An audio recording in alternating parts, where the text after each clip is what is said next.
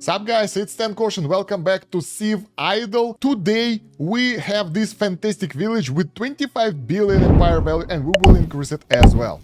So I got lucky in this build and I have unlocked Alps, but I haven't unlocked the grotto yet.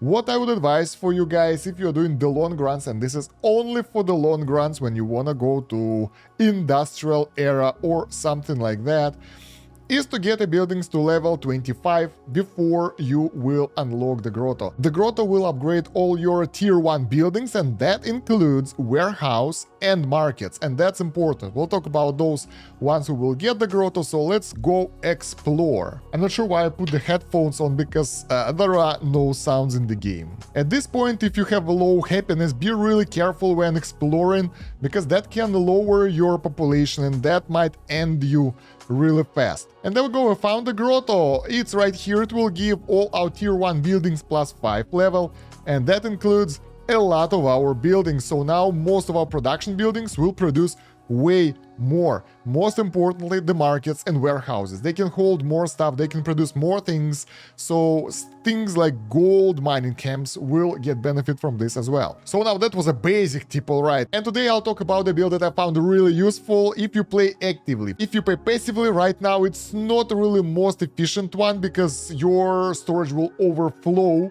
but for active gameplay it's really good. The main idea of the build revolves around making coins out of gold, making banknotes out of coins, and then making bonds out of banknotes, and after that making stocks out of bonds if you get to that point. Why this is good? Because that will allow you to have some items that have really high value. Someone posted this table that actually shows the amount of empire value for each resource, and you can see that the higher tier resources give you more empire value.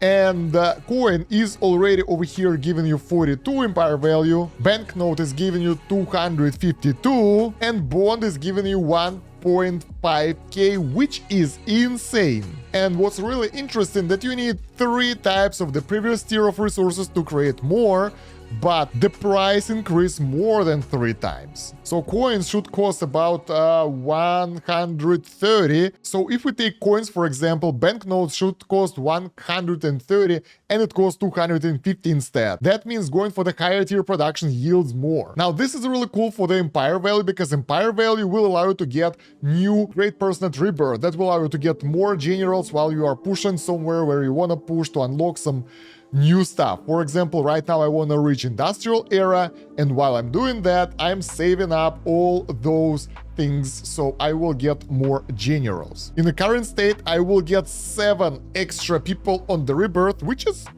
pretty impressive. So now what's the idea of the build? You will use markets to exchange those bonds and banknotes and coins and basically every resource that you have extra for resources that you need. And I try to automate it right now. It's not really working well because the game is built that way that you sell specific resource, and markets, they will update the amount of stuff they have every hour. And if you will auto sell, let's say, banknotes for alcohol here, in 5 minutes you will get different goods. So you will sell banknotes for example, stone, and if you have full storage of stone anyway because you got a lot of stone cores that are not being used, that will end you pretty fast. You will stockpile a lot of stone in all your warehouses and you will clog your production chain, and it won't do any good for you. So that's why at this point of the game, maybe later on we'll get some more quality of life upgrades. Right now you want to get the market setting, clear all trades after market update, and apply to all. That means that every hour you will have to realign your markets. And you can use markets for several things. For example, right now I want to prioritize on the science. In order to get the science right now, I need more poems because my writers guild don't do well, and it's easier for me to get those poems through the market. So what I do, I have a bunch of those markets available because each market have different trade pair basically. If I need some specific resource, I try to find it over here. There we go. Poem is on this line over here. And what's really cool, when you select the different market, the sorting will stay and the poem will stay on the same spot over here, so it will be easier for you to find. Also, sometimes you can scroll and it will be at the top of the screen, making it way easier to manage everything. So if we need poems, what I usually do, I either go for something that gives you a lot of that. For example, we can exchange 120 of bonds for 8.1k of poems. That will be more than enough to supply our production chain. Or something efficient. We can exchange painting for poems with plus 44 compared to average price. That will give us extra value. In the perfect world, you would like to go through all your markets and find the best match for you. For example, I have faith to poem trade here, which I therefore will take because I got too much faith, and there is a good bond to poem trade here with plus 11 value, so I'll take this one as well, and that will allow us to get a lot of poems really fast. And yeah, look at that, they are stockpiling like that, and they will be sent towards our science production buildings. Now, the main problem that storage of those buildings is not being emptied automatically. And what will happen, that your storage will be clogged with a lot of different resources here. Honestly, right now you can't do much about that other than manually clearing them with the warehouses. And the warehouses will get clogged pretty fast as well, so it's a really hard choice what you want to do with that. If you really want to stockpile some resource, for example, for us, poems will be nice. We can go to one of the warehouses. Maybe we can make a dedicated warehouse for that. For example, this one will do. We'll select poems here and assign it to get, let's say, 100% workers on it, and cap it to 100% of storage. Bam. That will allow it to drain poems from all available areas into the warehouse and store it there. After the hour will end, you can remove the cap and it will go back to circulation in your market. Let's put it like that. Also, you can have the production priority of the warehouse lower than production priority of schools, and that theoretically should give schools an edge in getting those poems and any resources that you need, and the rest will go to the warehouse. It won't work like that all the time though, so be really careful when you're doing that. So yeah, that's what you do when you want to get specific resource. It can be wood, it can be lumber, it can be poems, paper, or anything that you actually need. It's a really good idea to replace your tier 1 production buildings. For example, you usually need a lot of water, and each water station level 30 produces only 150 of those. So like 10 of those will produce 1.5k, while you can get trades like this. You can trade 120 nights for 21,000 water. So that's like 200 of your production buildings per tick. So let's do that, and that will allow us to get insane amount of water for our base. Although your night production might not be sufficient, so then you would like to find another trade in one of the markets where you can get the nights, and that will allow you to get them using like some high tier resources for you if your production chain in your town isn't giving you enough of those. In our case, our night camp can produce 80 nights, and overall it's overstocked, so we don't need that, but you might need to rely on that from time to time. So that's the first way of using the markets in order to supply your production chains with resources way easier, freeing up those workers. So if you always do that in order to get the water, you can actually turn off all your water production buildings, and that will free up happiness for you, allowing you to create better production chains for higher tier stuff, thus increasing your empire value and actually being more efficient. So we turn them all off, we will get 10 happiness from that because we got 10 of them, but it's very risky because if you will forget to change something, for example, you will run out of water and all your buildings will get decimated, you won't get enough food for your apartments and everything will go to hell. You don't want that, so I advise you guys to play it safe. Another thing you can do with markets is increasing your empire value. You should do that in case if you want to get more people, and maybe there are other uses for that. Right now, I don't know about those, but you can sort it by getting the highest benefits in price and in value as well. So then you go through, let's say top 3. Everything that goes higher than 40%, in my opinion, is worth it. And basically you would like to exchange for more expensive things. So you don't want to trade cloth for wheat because you have plenty of wheat anyway and it will just clog everything. You might exchange for gold if you don't have enough gold production for your production chain. That will help. But something like paper for night might work, even though we have low paper. Everything that's really expensive, like banknotes, like ships, all that stuff, depending on where you are in your progression tree, will be really useful. So try to get stuff that's rare. Even if you get the crappy resources here, it's still pretty good. And if you will be able to trade the resources that you have enough of, for example, in our case, it's faith, you should go for that trade as well, because they just lying there doing nothing. Although I would recommend you guys to do one thing, to get only 1 or 2 trades per building, because that uses the transportation capacity of your workers, and they can't really trade everything. That will be inefficient. So try to trade just several of those things that will work better for you. And I try to trade things that are not in the high amounts, so don't get like 1 million of something or 1,000 armor. That will be really inefficient for you, because you can't really store them anywhere and it will just clog your inventory. But anyway, that trade will increase your empire value gain drastically, especially if you do it right. You can get chains here where you will get knights in one building, you will trade them to books in another building, and trade books for something like, I don't know, stocks, banknotes, or anything really expensive in third building. And that will actually create those chains through the markets. That's why you want to have them close to each other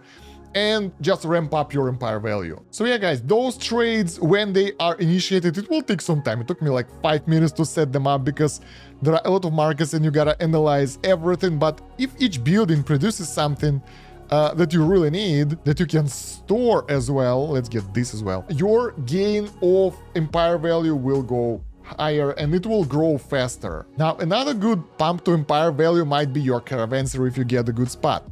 First of all, you can claim all the resources here from time to time, and that's bam.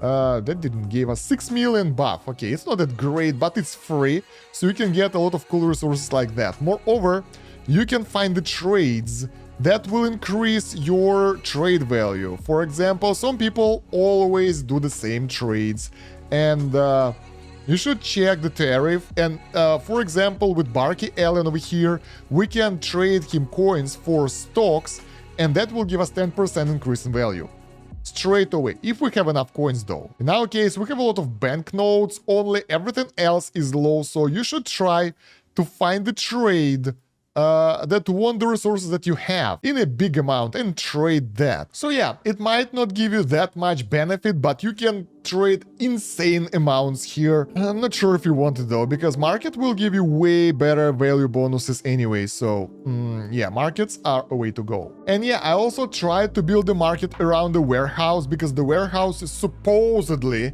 should pull stuff in for free, because there is this bonus, like free transportation between this warehouse and its adjacent tiles. But as we can see, this market is full of crap. Storage is used by marble, gold, low, bonds, and copper. Let's try to get bonds here. Okay, we will force to get the bonds. And yeah, it's still draining it with workers, so it's not instant and it's not working as I expected it to work. Yeah, you still have the workers that are delivering goods for you.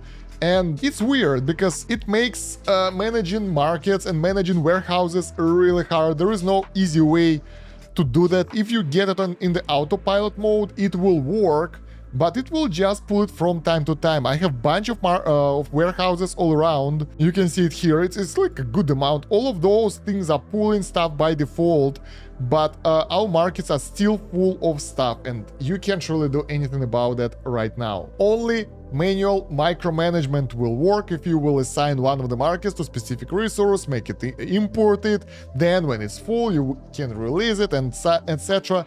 It's a very complex process, but it will work at least. Also, another tip for you: if you found some really good trades here that give you exact bonuses that you need, some rare resources or really good amount of bonuses in empire value, and if you have some Petra saved up, you can use the time warp, and that will use up all those trades, but the time in the market will go the normal way. So this speed up is only affecting the in-game time, but refresh stay on the real world time. That means that you will be getting those benefits way cheaper, basically. And yeah, I've seen people doing this build to the extreme. So basically they had only coin production, bank production. So yeah, They basically had only coin production, banknotes production, bond, and then stocks production, and everything else was like almost turned off. They got the markets, this stuff, and couple of houses just to supply that, and all those production chains were off. That allowed them to actually exploit it to the maximum and get really great empire value. But if you will let it run by default and forget about it for a second, that will ruin your life. You will really have hard time to recover from that. So I don't advise doing that unless you know what you're doing. By the way, since we're talking about the meta build, your best source of science will be schools so far. Out of the buildings that are available before the industrial era, nothing works. Maybe the publishing house will give you more science, probably, I'm not sure, but I haven't got there yet. Up to this point, schools are the best because the university at the same level will give you only 8k of science, while this one gives you 51k. And what was the other science building? A library. Library gives you crap, so it's even more useless. Let's build one, so I'll show you. University produce only 8k science, while schools produce 51k in science, and a level 31 will give you 82k science by default without multipliers, and I would say it's way better than anything else available, at least so far. Theoretically, based on the numbers, this publishing house should do a bit more, but I wouldn't say it's significant. Here it's 200, and with education you get 172. And yeah, don't forget that if you get the Wonder, Hagia Sophia, buildings with 0% production capacity are exempt from -1 happiness. What it means? That you can get higher happiness if you will turn off things that you don't use. And you will have a lot of those by this time, like most of the wood buildings will not be needed, most of the iron mining camps, well, maybe they will be needed, but the stone depot will not be needed. You can leave only your highest tier ones and leave the lower tier ones to idle for now, and if you will need those buildings later on, you can turn them on, so you can use this in order to hold your production line and go into the gold production. And if something will go wrong or you will need more workers or something like that, you can always disable production lines and enable the old buildings and etc. and balance it out. By the way, if you want warehouses to last longer, build them next to Lighthouse of Alexandria. I built one over here, level 25, and it have capacity of 63 million, while our level 30 warehouse have capacity of 21 million, so that increases their capacity by quite a lot. Here's our 25 one, 80 million against 63 million, so we can store way more crap over here. So yeah guys, that's the meta build that I found out recently, and how trade works, and you should use trade all the time actually. If you don't have some resources in the trade, that's because you didn't produce them. You need to produce or have one of those resources in your storage. I think you need to produce them in order to trade them, because I have some stocks but I can trade them here. So in order to use the market, you need to have those resources unlocked for you, and in order to trade them in the caravanserai, you need them in the inventory, or like if you want to buy them, you want them to be available for you somewhere, because at some point I had 0 lumber in my production and I couldn't buy it.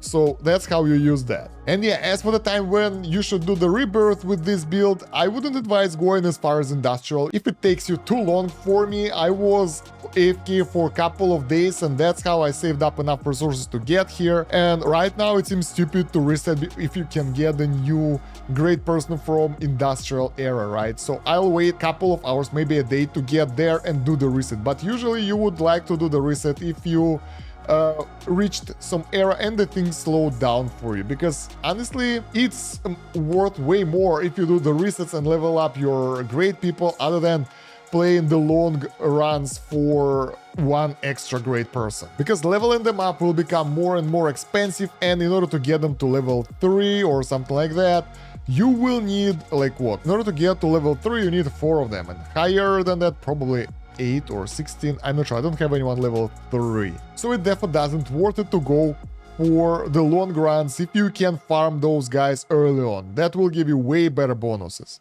The new great person that I haven't claimed, nice. Let's get this dude. So yeah, that's the meta build right now. That's what most high tier players use at the moment. It might change later on, and let me know if you get extra tips for newer players in the comments. That will help everyone.